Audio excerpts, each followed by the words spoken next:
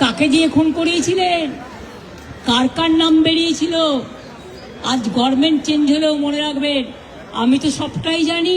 আমি এখনো নামটা বলছি না ভদ্রতা করে, বাংলাদেশের লোক উত্তাল হয়ে যাবে। বাংলাদেশ থেকে একটা বড় খুনিকে এসটিএফ অ্যারেস্ট করেছিল, জেনে রাখুন। যা নিয়ে বাংলাদেশে অনেক রেভুলেশন হয়েছিল।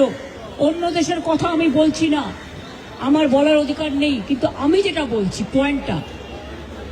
তারপরে তারা মেঘালয় দিয়ে বাংলায় চলে আসে।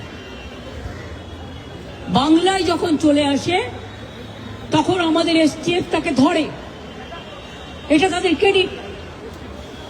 তারপরে হোম মিনিস্টার নিজে আমাকে ফোন করে বলছেন, এতদিন তো কই আমি বলিনি, মুখ করিনি, আজকে অত্যাচারের শেষ সীমায় গেছেন বলে। কারণ এটা জানে, আমি এখনো নামটা বলছি না ভদ্রতা করে, বাংলাদেশের লোক উত্তাল হয়ে যাবে। আমি সেটা চাই না, আমি দেশকে ভালোবাসি। না বলবো না দেশের স্বার্থে। কি বললেন आप? थोड़ा आपको बंगाल पुलिस को बोल दो, ये बात बाहर में नहीं कहने के लिए, ये देश के लिए है। কাকে দিয়ে খুন করিয়েছিলেন, কার কার নাম বেরিয়েছিল।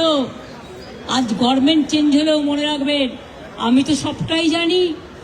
আমার হৃদয়টাই একটা কথা ভান্ডার, তথ্য ভান্ডার, সত্য ভান্ডার। আমি তো সম্পদের ভয়ে কর্মীদের জলে ভাসিয়ে দিয়ে দল ছেড়ে চলে যাব না। আমার তো এক সেকেন্ড লাগতো।